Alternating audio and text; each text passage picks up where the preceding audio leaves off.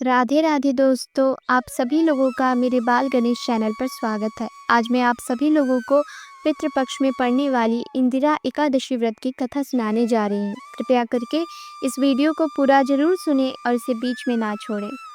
इंदिरा एकादशी व्रत 17 सितंबर बुधवार को है। इस बार इंदिरा एकादशी के दिन 4 शुभ संयोग बन रहे हैं। इंदिरा एकादशी पर परिघ योग और शिव योग बनेंगे। वहीं पुनर्वसु और पुष्य नक्षत्र भी हैं। पितृपक्ष में एकादशी श्राद्ध के दिन यानी आश्विन कृष्ण एकादशी तिथि को इंदिरा एकादशी होती है।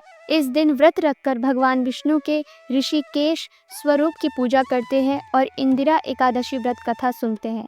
इससे पितरों का उद्धार होता है। वहीं व्रत रखने वाले को जीवन के अंत में स्वर्ग की प्राप्ति होती है। तो आइए श्रवण करते हैं इंदिरा एकादशी व्रत कथा, मुहूर्त और पारण समय।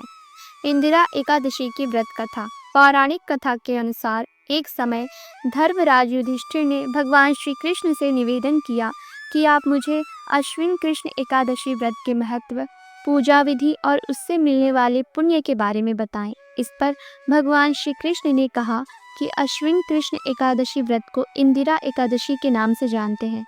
इंदिरा एकादशी व्रत सभी पापों को मिटा देता है।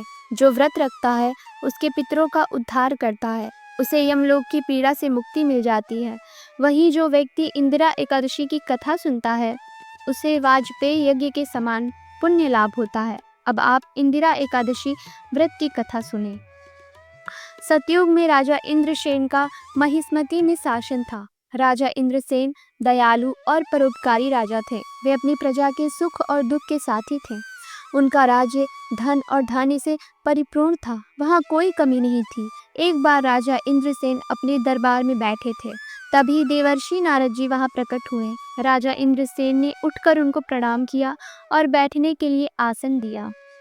उसके बाद राजा इंद्रसेन ने नारद जी से आने का प्रयोजन पूछा। तब नारद जी ने बताया कि वे यमलोक में गए थे। वहां पर तुम्हारे पिता से मुलाकात हुई। उन्होंने बताया कि वे एकादशी व्रत रखते थे, लेकिन किसी वजह से उसमें बाधा आ गई। व्रत का क्रम टूट गया।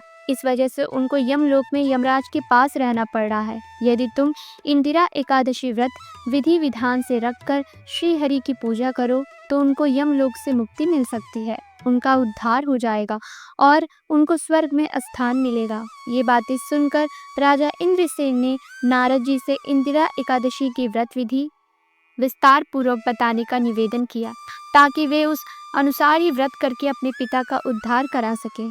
तब नारद जी ने कहा कि इंदिरा एकादशी को प्रातः काल में स्नान आदि करके निवृत्त हो जाओ, फिर अपने पितरों के लिए तर्पण, श्राद्ध, दान आदि करो।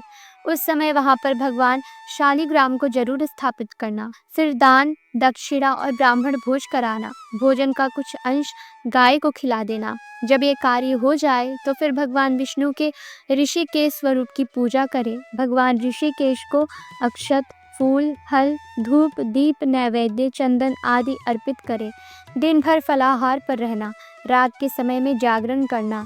इंदिरा एकादशी के अगले दिन सुबह में स्नान आदि करके पूजा पाठ करना, फिर दान, दक्षिणा और ब्राह्मण भोज करना। उसके बाद पारण करके व्रत को पूरा करना। नारद जी ने व्रत विधि बताने के बाद राजा इंद्रसेन से कहा कि इस प्रकार से व्रत को पूर्ण करने पर तुम्हारे पिता का उद्धार हो जाएगा, वे स्वर्ग में स्थान प्राप्त करेंगे।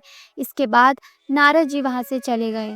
जब इंदिरा एकादशी आई तो राजा इंद्रसेन ने नारद जी के बताए अनुसार विधि विधान से व्रत रखा और पूजा की, दान, दक्षिणा और ब्राह्मण भोज दिया, फिर पारण करके व्रत को पूरा किया। इंदिरा एकादशी के पुण्य प्रभाव से उनके पिता को यमलोक से मुक्ति मिल गई और वे स्वर्ग पहुंच गए। इस व्रत के प्रभाव से जीवन के अंत में राजा इंद्रसेन भी स्वर्ग चले गए। जो लोग विधि विधान से इंदिरा एकादशी का व्रत करते हैं तो उनके पितरों को भी अधोगति से मुक्ति मिल जाती है। तो आप सभी बोलिए इंदिरा एकादशी व्रत की जय। इंदिरा एकादशी का व्रत 17 सितंबर 2025 दिन बुधवार को तथा व्रत का पारण 18 सितंबर 2025 दिन गुरुवार को किया जाएगा। तो ये रही इंदिरा एकादशी की व्रत कथा। अगर आपको हमारी ये वीडियो पसंद आई हो तो हमारी इस वीडियो को लाइक करें और इसे ज़्यादा से ज़्यादा शेयर करें और ऐसी भक्ति कथा कहानी सुनने के लिए हमारे चैनल को सब्सक्राइब करें और कमेंट सेक्शन में जय लक्ष्मी नारायण की लिखना ना भूलें। तब तक के लिए राधे राधे, जय श्री हरि।